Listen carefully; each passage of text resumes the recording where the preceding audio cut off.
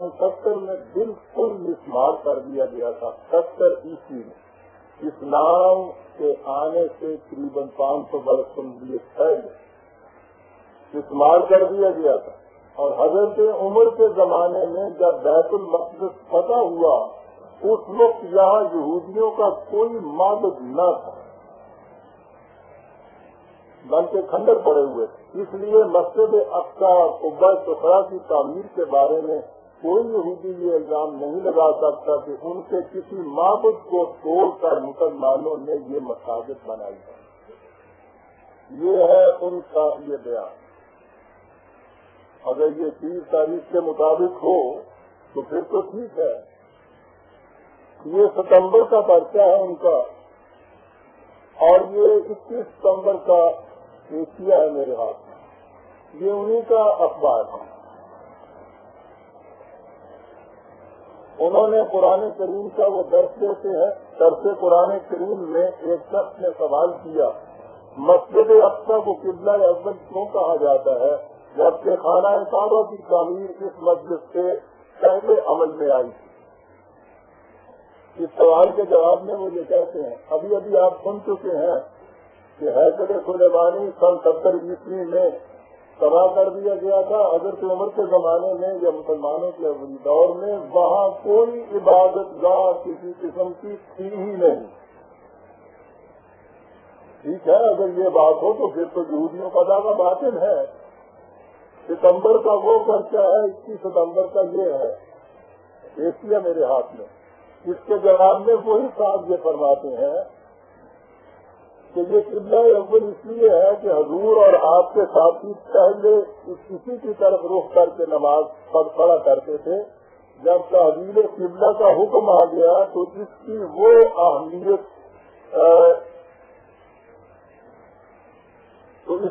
اہمیت جو تھی نہ رہی.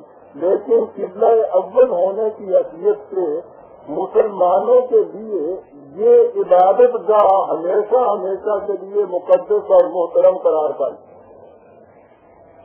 وہاں عبادت گاہ کے لیے آگے چل کے لکھتے ہیں جب تک مکہ معظمہ میں حضور کا قیام رہا آپ اس طرح نماز پڑھتے تھے کہ مسجد اقصی اور خانہ کعبہ ایک رخ میں آ جاتے تھے.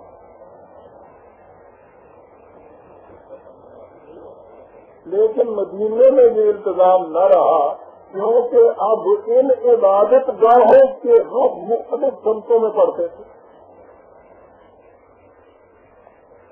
آخر جا کے کہتے ہیں کہ لیکن جیسا کہ میں ابھی کہہ چکا ہوں کہ حضور اور آپ کے صحابہ ایک طویل عرصے تک مسجد اقصی کی طرف رخ کر کے نماز پڑھتے رہے ہیں. اس لیے مسلمانوں کے لیے یہ عبادت گاہ قبلہ اول کی حیثیت رکھتی ہے. آپ نے غور فرمایا کہ یہ کیا اعتراضات ہیں. حضرت عمر کے رضی اللہ تعالیٰ عنہ کے زمانے میں نہیں نبی اکرم صلی اللہ علیہ وسلم کے زمانے میں مکی زندگی میں وہاں بیت المقدس میں ایک عبادت گاہ تھی اسے مسجد کہا گیا ہے. آپ اس کی طرف رخ کر کے نماز پڑھتے تھے. 13 سال تک ان کے کہنے کے مطابق آپ ادھر رخ کر کے نماز پڑھتے رہے. مدینے میں آنے کے بعد بھی 2 سال تک ان کے کہنے کے مطابق ادھر رخ کر کے نماز پڑھتے رہے. وہ عبادت گاہ تھی. پھر یہاں مدینے میں آنے کے بعد یہ دقت پیش آئی کہ ان عبادت گاہوں کے رخ ایک دوسرے سے بدل گئے. تو یہ تسلیم کیا جا رہا ہے کہ وہاں یہ عبادت گاہ تھی, وہاں یہ مسجد تھی. مسجد کے معنی یہ ہی نہیں کہ شکل اس کی آپ کی اس مسجد کی ہو. عبادت گاہ سجدہ گاہ اسے مسجد کہا گیا ہے. اس کا اعتراف موجود ہے کہ وہاں مسجد تھی. اس اعتراف کے ساتھ یہ کہنا کہ حضرت عمر کے زمانے میں جب بیت المقدس فتح ہوا اس وقت یہودیوں کا یہاں کوئی معبود نہ تھا, وہ ان دونوں تحریروں کو لے لیں گے, ان سے پوچھیں گے کہ کون سی بات آپ صحیح کہتے ہیں اس میں. پھر یہ جو چیز انہوں نے کہا ہے کہ وہاں مسجد تھی, اس کی شہادت آپ کی پوری تاریخ ساری کتب روایات کے اندر موجود، ایک جگہ نہیں، متعدد مقامات۔ واقع معراج کے متعلق جتنی تفاصیل احادیث میں ملتی ہیں، اور احادیث کی بھی کوئی کمتر درجے کی کتابیں نہیں، مسلم اور بخاری تک میں صحائح ستہ کے اندر ان روایات کی بنا پر جو تفسیریں لکھی گئی ہیں، تفاسیر کی تمام کتابوں کے اندر تفسیر ابن کثیر بڑی قابل اعتماد تفسیر سمجھی جاتی ہے۔ اس میں ان روایات کی بنیادوں پہ یہ لکھا ہوا ہے کہ رسول اللہ صلی اللہ علیہ وسلم نے فرمایا کہ میں نے بیت المقدس میں جا کر براق کو باندھا اور پھر مسجد میں جا کر 2 رکعت نماز پڑھی۔ اس فکرے کو دہراتے جائیے کہ اگر عمر کے زمانے میں وہاں کوئی معبد نہیں تھا، مسجد میں جا کے آپ فرماتے ہیں کہ میں نے نماز پڑھی۔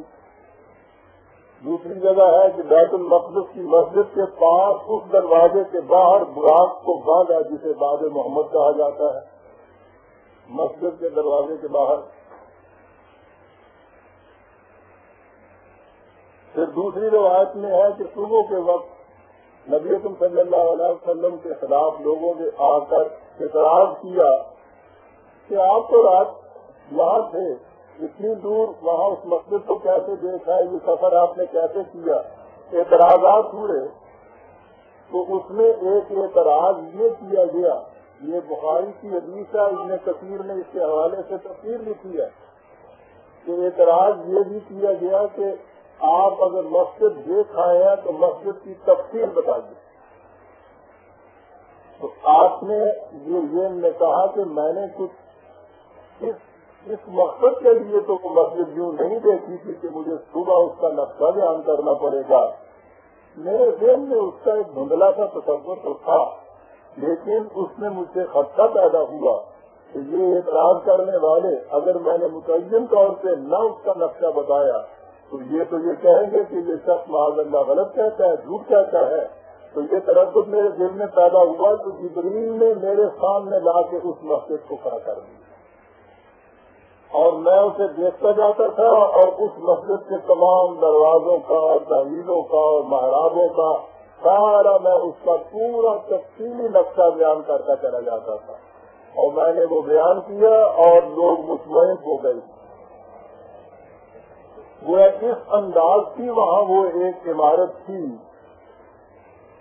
کہ جس کو اس تفصیل سے آپ نے بیان فرمایا، لوگوں نے پوچھا تو اس کے یہ معنی تھے کہ لوگ بھی جانتے تھے کہ وہاں مسجد کیسی ہے، اور اتنی تفاصیل اس کی جانتے تھے کہ یہ آپ کو یہ خیال پیدا ہوا کہ اگر کوئی تفصیل میں غلطی رہ گئی تو یہ لوگ مجھے معاذ اللہ جھوٹا کہیں گے۔ آپ کے یہاں یہ چیزیں موجود ہیں، اس سے بھی آگے ہے، اسی تفصیل کے اندر یہ لکھا ہے کہ ہرقل کے دربار میں ابو سفیان پہنچا، وہ اس زمانے میں ابھی مسلمان نہیں ہوا تھا اور آپ کی مخالفت کے لیے وہاں گیا ہوا تھا۔ ہرقل نے اس سے پوچھا کہ وہ جس نے دعویٰ نبوت آپ کے یہاں کیا ہے اور جس کے خلاف آپ یہاں آئے ہیں، کون کون سی ایسی باتیں کچھ وہ کرتے ہیں جن کے خلاف آپ کو اعتراض ہے؟ تو اس نے ابو سفیان نے اس میں یہ بات بھی کہی کہ وہ تو یہ بھی کہتے ہیں کہ میں راتوں رات مدینے سے مکے سے بیت المقدس میں گیا، وہاں میں نے مسجد میں نماز پڑھی، پھر آسمانوں پہ گیا۔ تو یہ بات کیسے نہیں ہو سکتی ہے؟ اس تفسیر میں یہ لکھا ہے، تفسیر